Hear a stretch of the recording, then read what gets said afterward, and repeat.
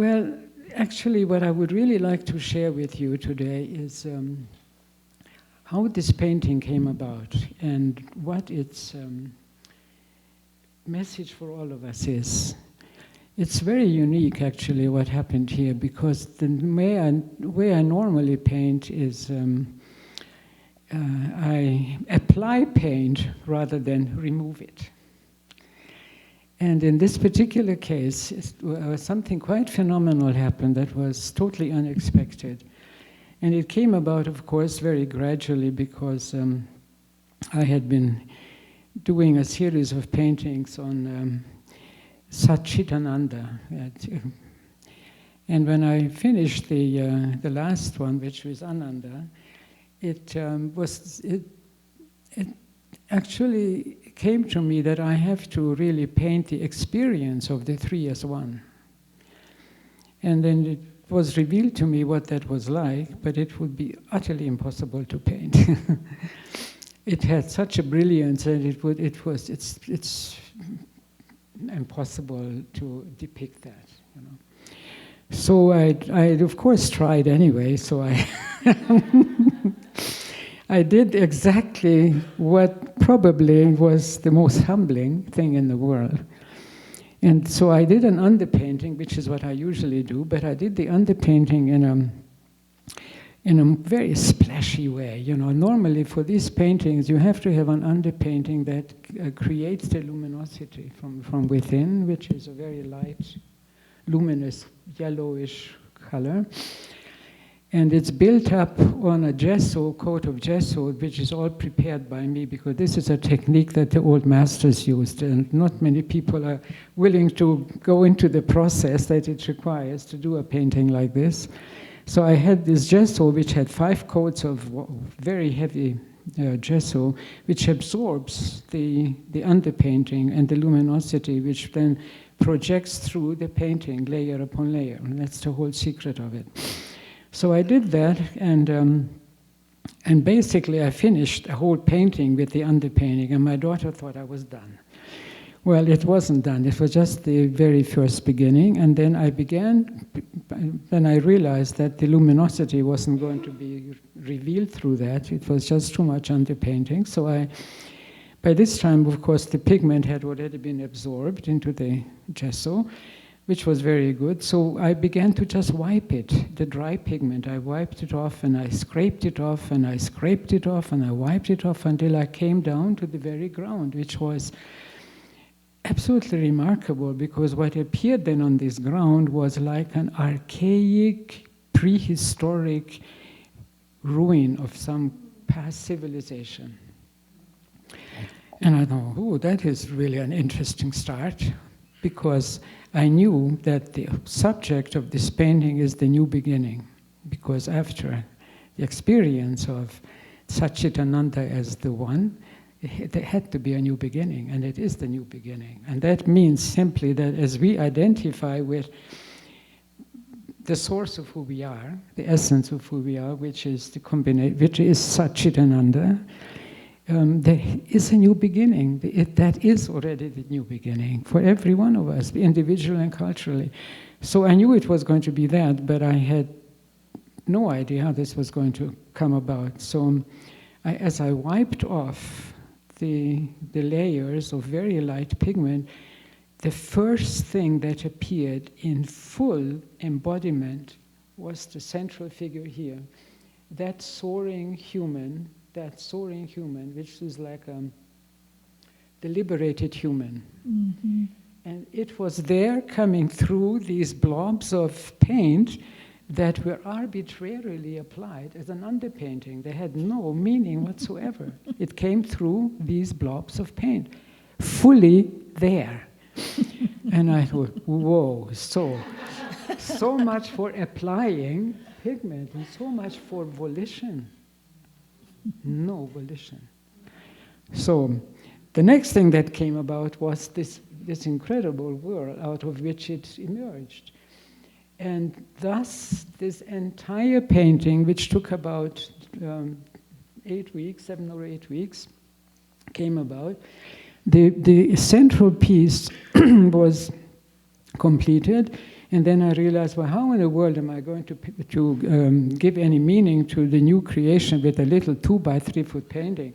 It's hopeless. So then I did something that I had never seen anyone do, and now I understand why. That I had the carpenter cut the exact measurement and insert the board into this board. And then I started all over again with the new board, again 5 layers of gesso and everything else. But by this time, I knew what was happening, and I just continued to remove the pigment. And the next thing that appeared was this incredible female body. Again, coming straight out of that explosion. Again, another new form of the new beginning. And this was really mind-blowing, because it really was the perfect metaphor for everything. Mm-hmm. Remove it, don't do it, remove it. Remove it and remove it and remove it. Mm. And this entire painting, every single part of it, including this body here on the right, that again came through like a Michelangelo drawing, exactly, it already out of those blobs, and there he is, bowing and disappearing into what is appearing, what is exploding. So this, and what was even more interesting are those blobs up there, those little lights up on the left-hand corner. They were just lights, but they weren't willing to be just lights. So I just kept removing whatever I had applied before, and what appeared is this. And they look like beings that are observing or floating into what is appearing here. These figures out of this explosion here are also potential humans who are not yet created flowing through. And if you look carefully, even up here on the right-hand corner, they are floating figures that are lying on their backs floating into this event. So none of that was conceptual, none of that was applied because I saw it. It was removed, and what appeared was what was always there. Mm-hmm. There we are. There we are. That is the new creation. Take it all off, and what is left is who you really are. Mm-hmm. So I had to bring this painting here because this is what's happening, right? This is what's happening. But I must say that it's such a phenomena, and I am now going to be probably teaching it in workshops on creativity, which I've held before. But now I know that there is another dimension way beyond what I have perceived, because once we reach this dimension of consciousness where creation happens, and it's called usually the cosmic or the universal consciousness, when that dimension is accessed without any expectations and desires, and you remove all the obstacles, then what actually is there is the pure creation that has always been there. So that's what I'm now going to be focused on teaching and exploring further, because it is absolutely phenomenal. I have never heard of that. I have never seen that. I've never experienced that. And I think that doing it in a visual form like that has the power of letting you see it immediately. Mm-hmm. You know this in life, but here you see it emerge out of nothing. Mm-hmm. There. So that's what I wanted to share with you, because it really is a phenomenon. Thank you so much. Deeply, deeply, deeply. Oh, my dear. We discussed this at length, and she agreed that she... Oh, yes, you wanted to come and say something? Oh, you bet. Yeah, could you talk to us about your color choices, what that is for you?